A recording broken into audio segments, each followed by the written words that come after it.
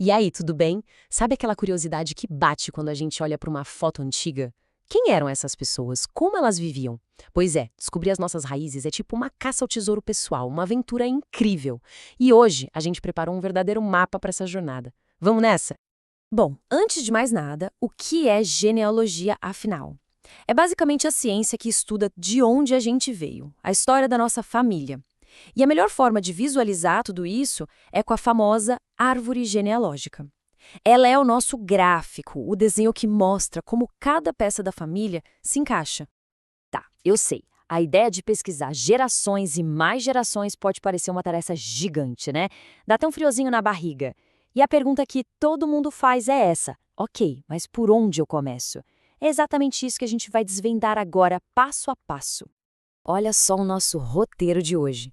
Primeiro, vamos entender o porquê de tudo isso. Depois, como começar com o que a gente já tem em mãos. Aí, partimos para conversar com quem guarda as memórias da família, viramos detetives atrás de documentos, usamos a tecnologia para montar a árvore e, no final, aprendemos a organizar todo esse tesouro. Vamos lá, a primeira grande questão. Por quê? O que faz alguém querer mergulhar no passado da família? Entender essa motivação é o que a gente chama de chamada para a aventura. É o combustível que vai manter a nossa busca acesa. E os motivos, olha, são muitos. Às vezes é uma busca por autoconhecimento, sabe, para entender de onde vêm certos traços nossos. Outras vezes é a vontade de se conectar com histórias incríveis de superação dos nossos antepassados. E tem também um lado bem prático. A árvore genealógica é fundamental para quem está buscando dupla cidadania, como a italiana, por exemplo. Mas no fim das contas, é tudo sobre preservar uma memória, um legado. Agora sim, mão na massa. E pode relaxar, porque você não precisa começar tentando achar um parente perdido do século XVIII. A jornada começa num lugar muito mais próximo. Isso mesmo. O ponto de partida é quem está fazendo a pesquisa. Todas as informações sobre a sua própria vida, esse é o primeiro tijolinho da construção. Você é o centro do seu universo genealógico, e é a partir daí que tudo começa a se expandir. O processo é bem simples. Comece anotando os seus dados completos. Depois, faça a mesma coisa para os seus pais. E, em seguida, para os seus avós.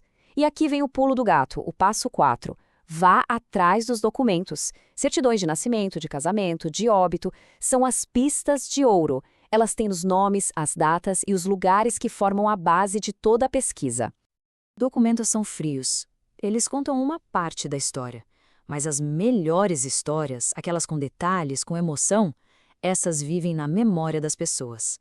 Chegou a hora de procurar os verdadeiros oráculos da sua família. Essa frase é muito forte, né?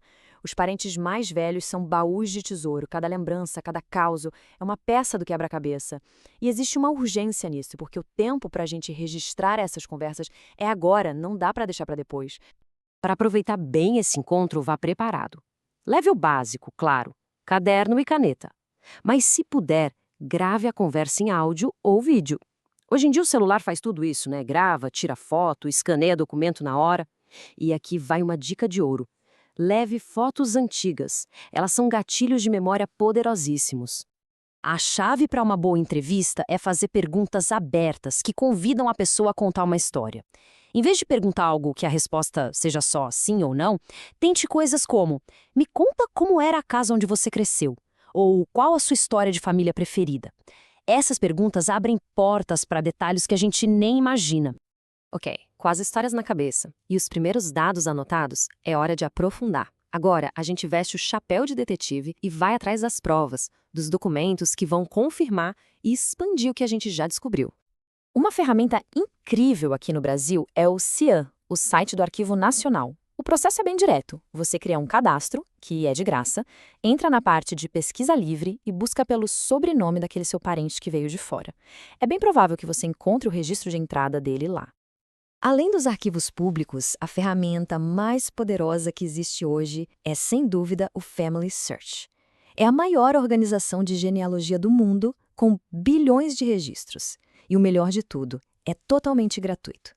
Ele não só tem os documentos, como também te ajuda a construir sua árvore e a se conectar com pesquisas de outras pessoas da sua família. É sensacional. Beleza. A gente já tem nomes, datas, histórias, alguns documentos. E agora, como é que a gente organiza essa montanha de informação de um jeito que faça sentido? É aqui que a tecnologia entra em campo e muda o jogo completamente. Fazer uma árvore no papel tem seu charme, mas vamos ser sinceros, é bem limitado. Olha a diferença. Numa plataforma online como o Family Search, o espaço é infinito. Você acessa de qualquer lugar, edita sem ter que refazer tudo, pode chamar parente para ajudar, mas a grande mágica mesmo são as descobertas automáticas. O sistema fica trabalhando para você, encontrando documentos e conectando sua árvore com a de outros parentes. E, para começar online, é muito fácil. A base de tudo são os 7 mágicos. Você, seus 2 pais e seus 4 avós. Você coloca as informações básicas dessas 7 pessoas e, a partir daí, a plataforma, como o Family Search, começa a fazer a mágica, buscando correspondências no banco de dados gigantesco deles e te dando dicas de registros e até de parentes que você nem conhecia. E o legal é que não tem um jeito só de ver sua história. Você pode usar a visualização padrão, aquela que todo mundo conhece, ou o modo linhagem, focado só nos seus ancestrais diretos. Tem a visualização em leque, que é ótima para a gente ter uma ideia geral dos ramos da família, e tem até um mapa que mostra onde os seus antepassados nasceram, casaram e viveram. É incrível. Chegamos na última etapa. Pode parecer burocrática, mas ela é crucial para garantir que todo esse seu trabalho incrível dure para sempre. Depois de juntar tanto material, é fundamental ter um sistema para guardar esse tesouro digital. A primeira coisa que a gente pensa é: vou digitalizar tudo. E isso é ótimo. O problema é que, sem um método, a sua pasta de genealogia no computador vira uma bagunça, cheia de arquivos com nomes tipo foto_123.jpg. A organização é o que vai impedir que você se perca no seu próprio trabalho. A solução é bem simples: criar um padrão para nomear os arquivos. Dá uma olhada nesse exemplo. No Family Search, cada pessoa da sua árvore ganha um número de identificação, um ID. Você pode usar esse número no começo do nome do arquivo. Depois, coloca o nome da pessoa, o tipo de documento, o ano e o lugar. Assim, tudo fica organizado, em ordem e super fácil de achar depois. E é isso. O mapa está completo. Agora, a jornada é com você. Toda família tem uma história épica, um romance, uma coleção de contos esperando para ser descoberta. A pergunta que fica agora não é sobre o passado, mas sobre o que vem pela frente.